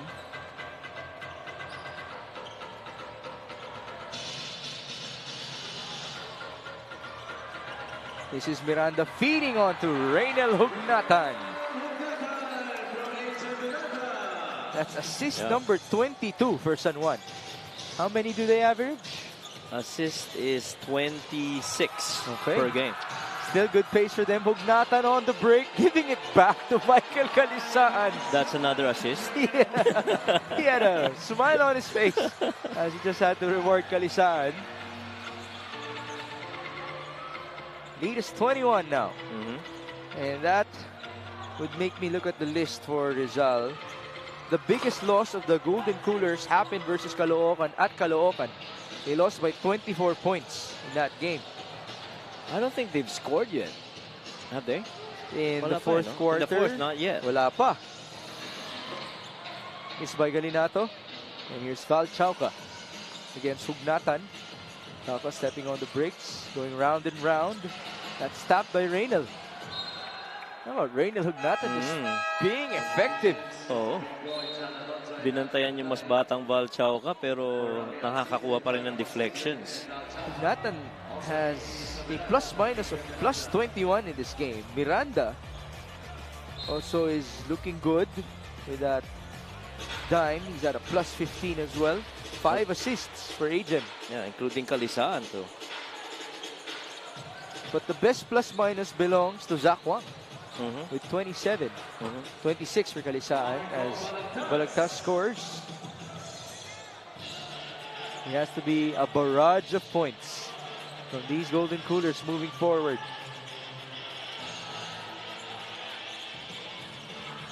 And if you're Rizal, of course you'd want to continue fighting because, as mentioned by Mika, they already had a tough journey coming into the playoffs. It was that 3-team race among Rizal, QC, and Valenzuela for that number 8 seed. As ang reward mo lang naman ay ang San Juan Knights in the first round. And we were talking about it. I mean, you getting out of that triple tie, is it actually a reward that you immediately go up against San Juan?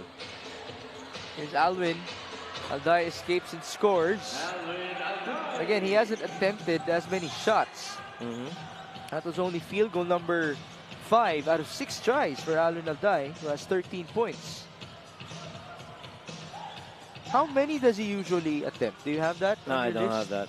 I just have his percentage. Well, I'm pretty sure it's more than 10. Oh, yeah. Sigurado naman. In terms of attempts per game. Yeah. Zach Wang was able to score for San Juan. It's a 21-point advantage. Coco Pingoy going to Cranial Viloria. Jab, jumper, short, rebound. Alonzo almost lost space there. And here's Coco Pingoy. The cross. And he's fouled by Calisaan.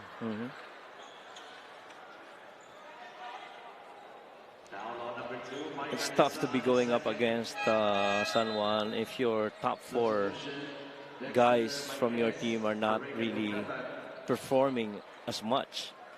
Cranial is not. Coco is very pedestrian. So is Alvin. He's the leader of that pack. And even in that game, if I recall, parang si Ajana Pasible was almost a double-double. He had 15 rebounds and 8 points in that overtime game. And so he's not even, very active. Ang hirap rin talaga kasing makalaban yung itong 5 na to ng San Juan. It's tough.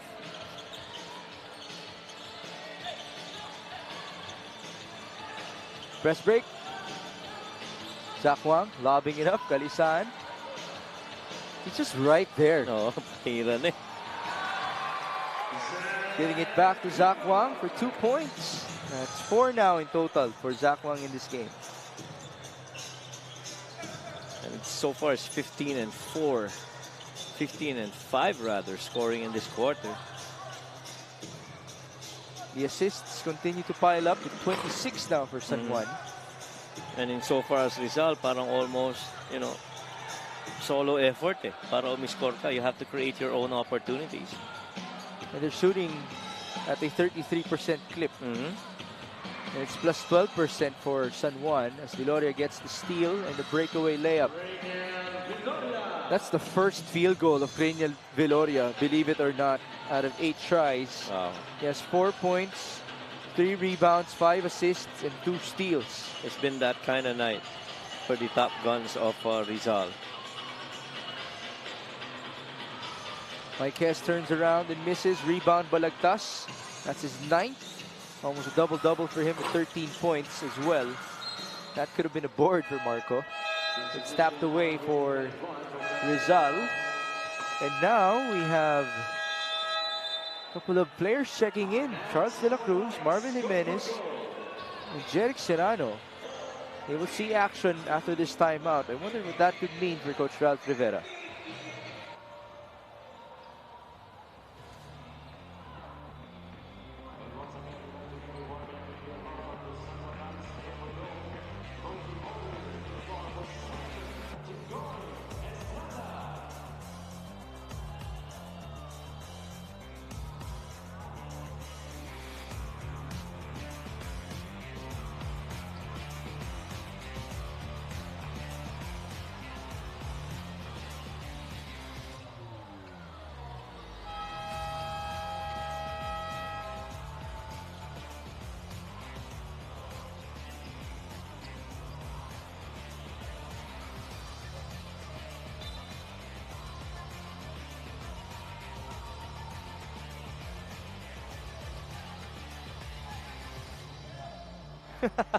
Orlan Omar. Ayan. Basically, yung sinasabi niya sa atin, baliwala yan dahil 4 fouls siya eh. 7 points, 5 assists against the 13 and 2 of Alvin Alday. But then again, with Alvin Alday's production, they definitely needed more. Yeah. And kung tutuusin, without those other guys scoring for Rizal, it's gonna be tough for Rizal. This is the 3rd unit already of the Golden Coolers. Yeah. So that could, that could be it for this game. That's right. But the good thing is for Rizal, they would have another chance in game number 2. And if they prevail, then it would be game number 3 back here inside the Phil Oil Eco Oil Center. And it's going to take a lot from each and everyone in Rizal if they want to beat San Juan twice in a row and advance to the next round. That's the tough part. And so today's game was pretty important because at least, not to say na complacent ka on game 2. You still want to finish it off. But 2 in a row is tough against San Juan. Speaking of complacency, I did have a word with Orlan Omar before this game, asking him about what happened versus Caloocan. And that's one of the things he said. May onting complacency na nangyari, but it was a good wake-up call. Tama na lang din na natalo sila before the playoffs para ganado sila coming into round number 1. Right. The poetic thing is, as much as we've been happy to feature Rizal taking on San Juan in the first round, the other team who defeated San Juan can actually face them in the second round in Caloocan. Oh, yeah. Yeah, because it's one. Right. The winner of 1 versus 8 versus the winner of 4 and 5. Right. That's interesting. Diba? Oo. This is Marquez. Top of the key 3. No good.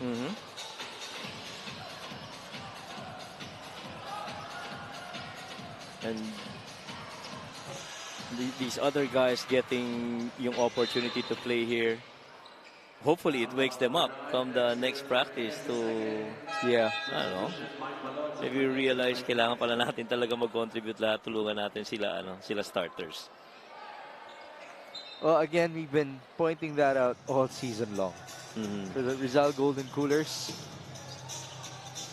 they've proven to us how they can upset here in the MPBL, as this is a breakaway. Kenneth Villapando, not much of a throwdown, but still 2 points. These last 2 minutes are brought to you by GameX. GameX Sports, the official online basketball and partner of the MPBL. Basta ending, GameX. Salazar step back, and the conversion for him, only 2 points. A good steal by John. Against Taiwan, Salazar is fouled.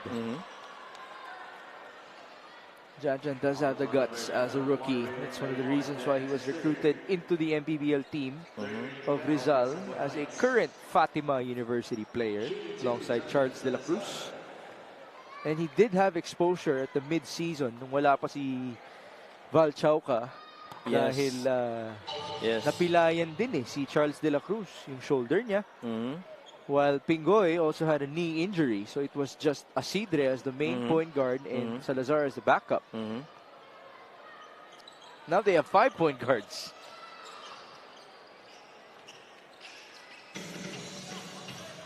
Well, really just the depth of the bench of itong San Juan.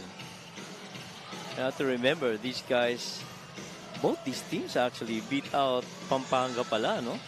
Right, yes. Right? The 2 losses of Pampanga. 2 losses of Pampanga.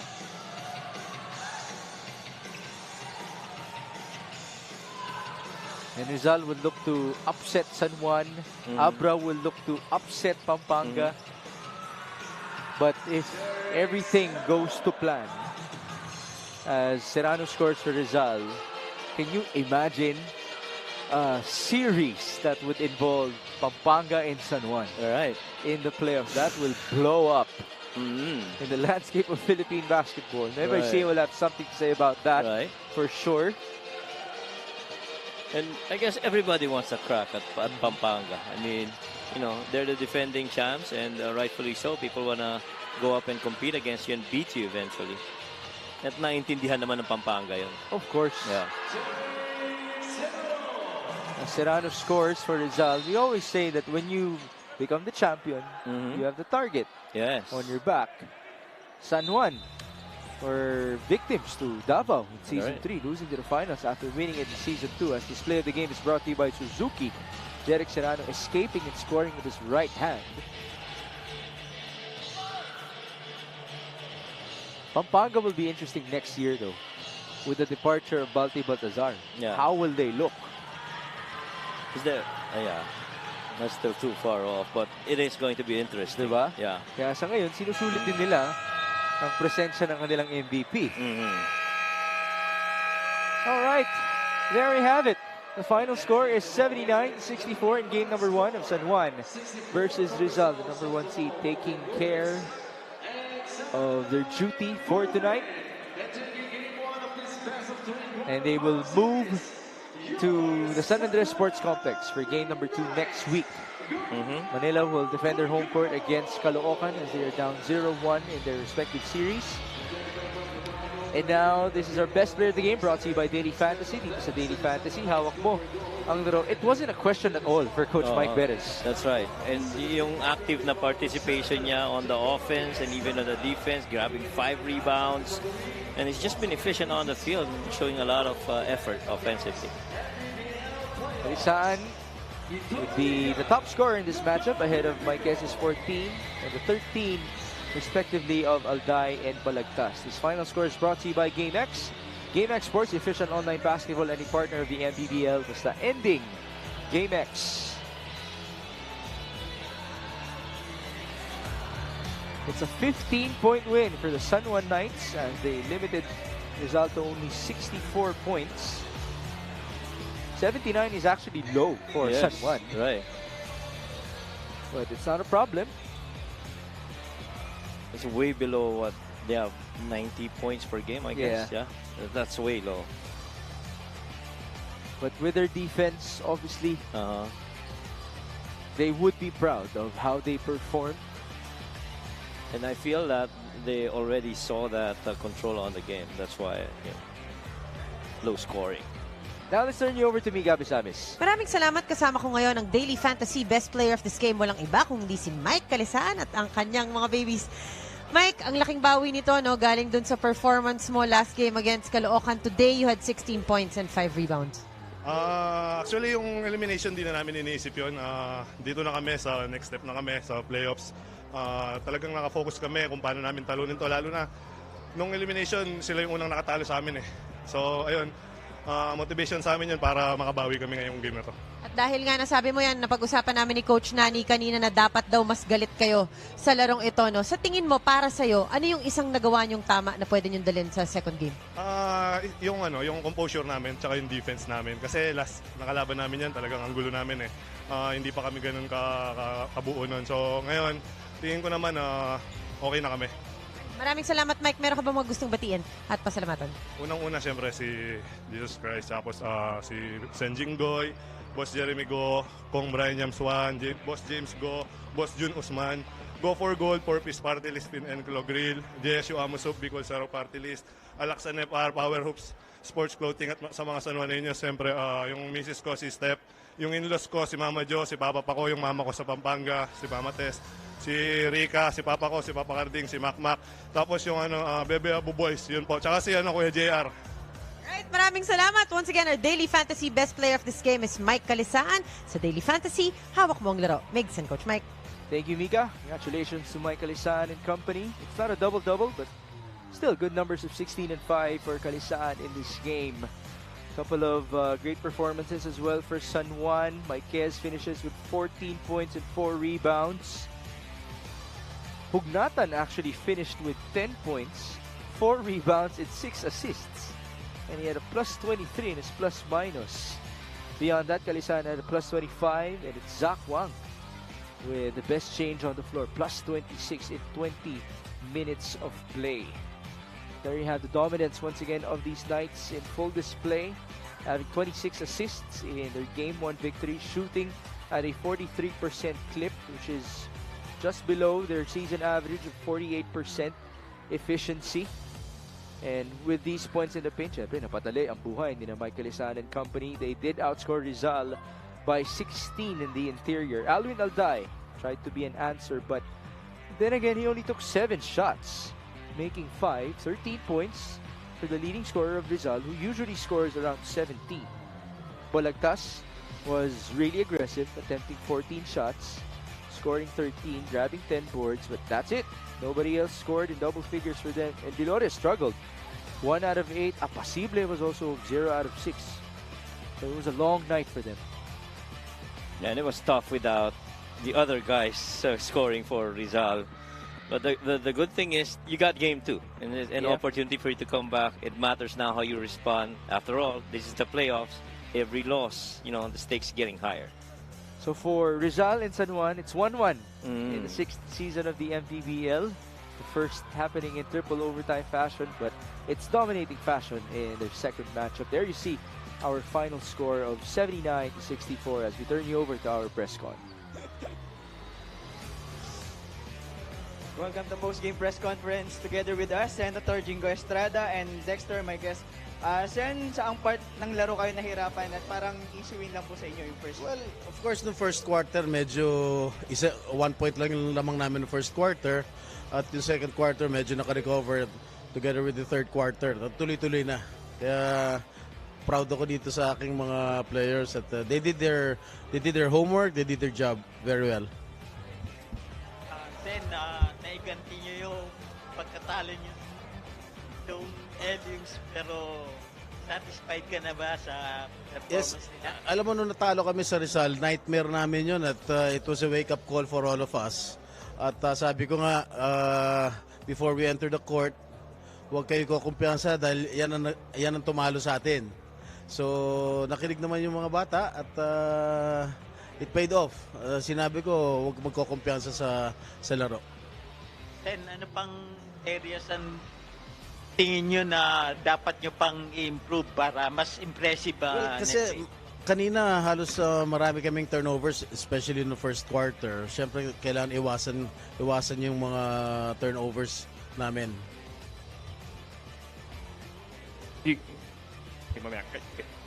Dex, talk about this win tonight.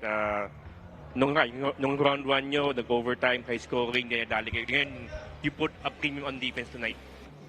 Holding Rizal to only 64 points. Ano talaga gusto lang talaga namin bumawi sa kanila dahil sa home court namin, tinalo kami.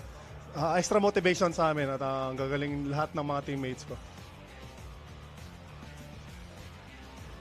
Same question but to Senator, ano yung naging defensive adjustment nyo tonight? Kaya after letting them score 109 points nung round 1, 64 points lang tonight ng Rizal. What was your defensive adjustment tonight? Well, marami. Sa practice makikita naman natin. Nung simula nung natalo kami sa Rizal, pinag-aralan talaga namin. In-scout talaga namin yung laro ng Rizal. So, nagkaroon talaga ng malaking mga adjustments, lalo-lalo sa defense.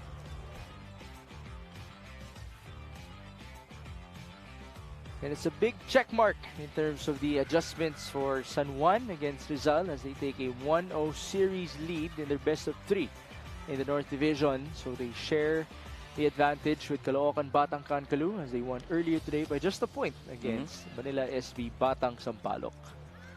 Yeah, and that was a big one in the first game against with Manila having lost, and the hope is that they get everybody on the same page come the game number 2. Well, there's time. There is time, and again, if the word is danger for Rizal, then we really have to entertain that. As much respect as they have gotten already from Senator Jingo Estrada, Dexter Marquez, and company. It will be very, very interesting as we move forward with our MPBL playoffs on Monday.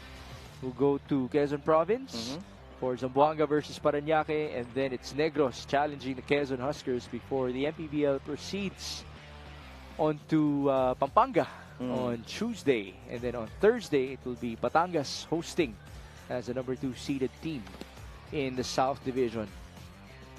So it was a wonderful day for us to begin things for the 2024 playoffs. We hope that you guys enjoyed it. Thank you for joining us. For Coach Mike Perez and Mika Abesamis, my name is Mix Gomez at ito po ang Maharlika Pilipinas Basketball League, ang liga ng bawat Pilipino.